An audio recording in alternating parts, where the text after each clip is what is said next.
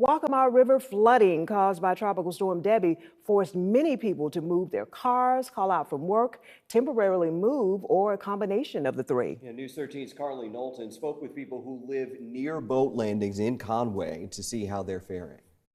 I visited Lee's Landing and Pitch Landing earlier this afternoon to see how those families and homes have been affected by the severe flooding this week. The entrances to Pitch Landing Road and Lee's Landing Circle are currently blocked off by police cars. People who live in the area moved their cars away from the flooding and have either been stuck inside their homes, use a rowboat to get to and from the main roads, or if they're lucky enough, have a hire car that can get them through the streets. One family I talked to now lives in Aner, but lived in Socastee about a year and a half ago. Their daughter still lives there, so they're used to the flooding conditions. We used to live at Rosewood Estate, and they live on Cottonwood Drive, but apparently the back houses and stuff, they're having some water issues and stuff. I feel bad for them people, I really do. While the water is still high in Riverfront Park, visitors hope that they can come back within the next 2 weeks. Reporting in Conway, Carly Knowlton, News 13.